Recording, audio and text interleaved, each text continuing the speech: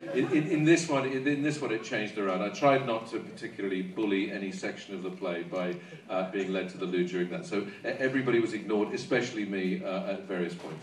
And who would have expected this conversation? Right? Exactly. I'm supposed to protect you from things like this. Shakespeare and lavatory breaks, a new essay.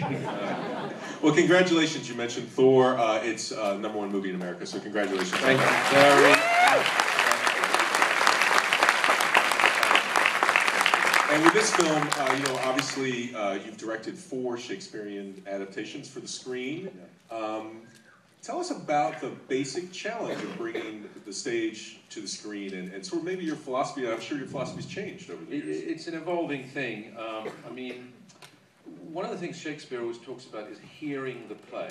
Let's hear a play. And strangely, or at least in parallel with a visual medium, the idea, especially in the hands of people like Derek Jacobi, of hearing the words as clearly as you do here, so that all of that, basically the thing that you did it for, the glory, the magnificence that is the play that we are riding on the coattails of, it is there to be heard and enjoyed. And so somehow it's how can you bring that to the screen and try and find the moments where a cinematic response does not conflict with that, where you're basically trying to get some kind of added value, but also you are sort of trying to be unafraid of creating some fusion that is perhaps not, it's hard to say, but because there's so many words, there's so much poetry, you might argue that it cannot be pure cinema, or you could argue that it somehow can be another kind of fusion that allows the kinds of images that this very rich language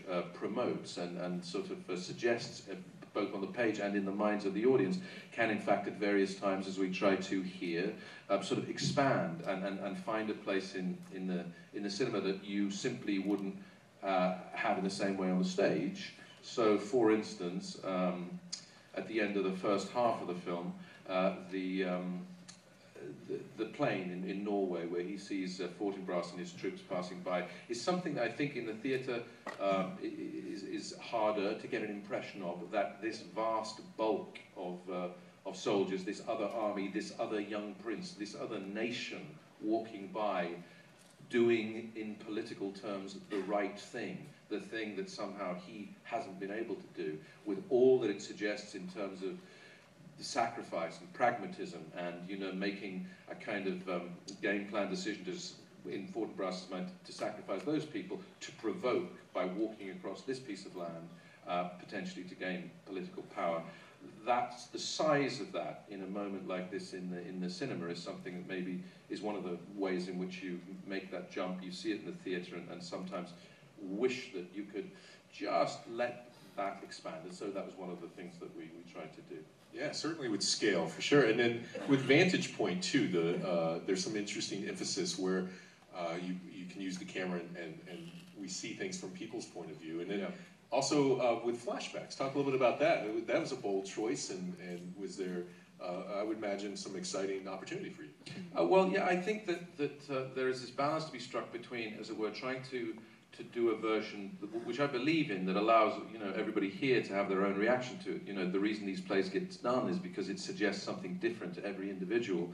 But at the same time, experience of doing it also tells me that that has to be met by a sort of fully inflected version. You do have to interpret it. And one thing, for instance, specifically that for me was interesting was Ophelia and Ophelia's madness, the moment at which she becomes unhinged, and the idea, therefore, of absolutely supporting the notion that they had a physical relationship, that probably this was her first, and I was shocked today myself to see how young Kate Winslet looked. And so 20 years old? Or? She was even younger. It brought back so many memories, apart from her sensational performance, which involved, as I say, this feeling that because she was so in this rarefied atmosphere where father was so restrictive, to meet this, we suggested to ourselves in rehearsal, first love under such pressure, in such secrecy, and for it to, you know, be then so savagely followed through by a Hamlet who misinterpreted from his own, you know, passionately misplaced sense of what was the truth of her involvement with it, you know, suddenly unhinges, along with obviously the death of her father, and somehow the feeling that that was part of what would have been a kind of romance that had gone that was very serious, very profound. Her first love was somehow something that seemed to suggest legitimizing the depth of that kind of madness. And it also made me think of the morning when screaming Kate Winslet came onto the set. And said, I've got to tell you. She said, I've just been offered the part in Titanic. And a few said, what's that then? Is that like a new movie? I said, yes, it's a new movie. And actually we were ribbing her because she'd been involved in auditioning for it for 3 or 4 months at that point. And even those who was not so much older than her were looking at her at that moment, knowing she was this fantastically talented kid. Absolutely the one actor in all my time of doing this where somebody walked in the room and she was auditioning for something else in another picture, and as she walked out of the room, I said, that's a movie star. I've just met a movie star. It's never happened to me before where you absolutely know with complete and utter certainty that you just met a star.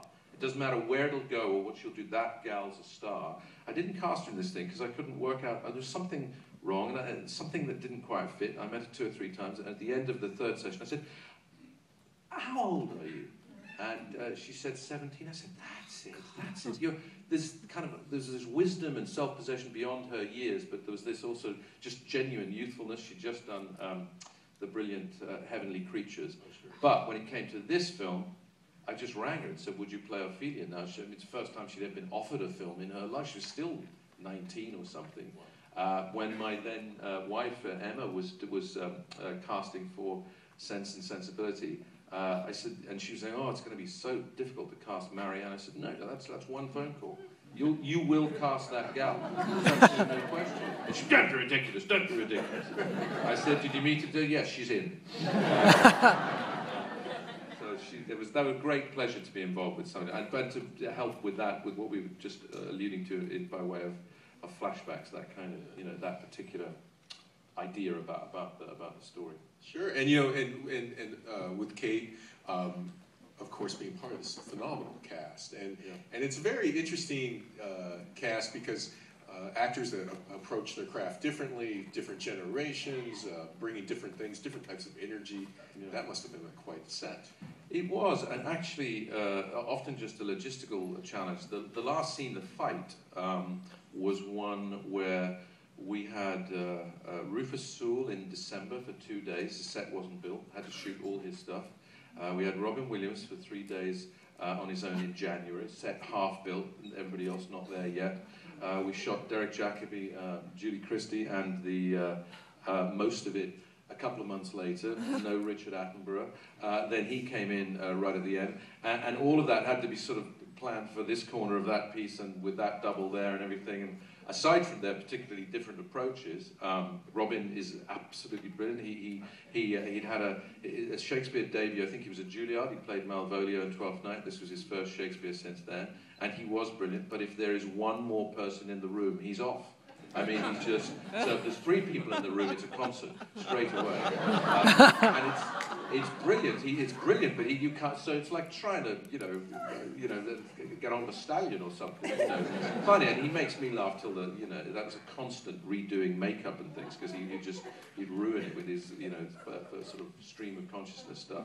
And then the difference between something like Julie Christie and Derek Jacobi, you do a sequence where you're doing we at Shepperton on the sound stages we built the floors especially so that we could track with a dolly on them without actually laying tracks, so we could keep moving and have what I hope would be these kind of majestic moves, this sense of sort of weight and sort of majesty inside the palace. Derek Jacobi is an actor who, if you said, Derek, could you do this long speech from Shakespeare, but might I also ask you at the same time to juggle with your left hand, do it on one leg, and also be completing the Times crossword, he would say, great, anything else I can do for you? Julie Christie, who's equally sensational artist, for one of these shots where we have to decided to track around the 2 of them, I said, so Julie, I hope you don't mind me asking, just as we come behind Derek, if you could just put your weight from your left foot onto your right foot so that you don't get masked behind him as the camera goes behind him. She said, what do you mean? I said, well, it's just the camera will pass and, you need to just shift your weight from one foot to the other while I'm talking. Yeah, I mean, you're talking at this point, and that would be, I can't do that. No, I can't do that. No. And she said, why would I do that anyway? I said, well, because the camera's here. The what? The camera's here. When is it there? When you're talking, it's here. Oh, I don't see the camera. I don't see the camera. No, I'm talking to him. No, you'll have to get Derek to do that. Derek pops up, oh, I can do that. So they loved each other, but that was great. It was just simple. You could give him anything, and then Julie just wanted lines and somebody looking at something. How did she describe her Well, we were doing stills after that. We'd done all that. She gave me 2 pieces of advice. She said, "What are you doing next? Are you going to act in something?" She said this rather chilling thing of very sensible in many ways, but questionable, where she said, who are you going to work with? I mentioned the director. She said, well, what forms he's in. Check out his last film, not his best film. So, exactly what sort of forms he in. And then we were doing stills, and the stills photographer was saying, and give me a little animation, and maybe. She said, no, my job is to stand here and look beautiful. You take the picture. I said, it's all right for you to say that, Julie, because that's true. But she was a darling, absolute darling. Terrified to do Shakespeare, but did join in to the extent that, for instance, weirdly, on a film like this, we did an entire run-through of this entire film on various sound stages at Shepperton with everybody ahead of time, and brought all the crew in to watch it. Yeah, pretty unusual. And so she was terrified. We were all terrified, frankly, but she was particularly so because it was first time in Shakespeare. But she was very game and really a darling to work with.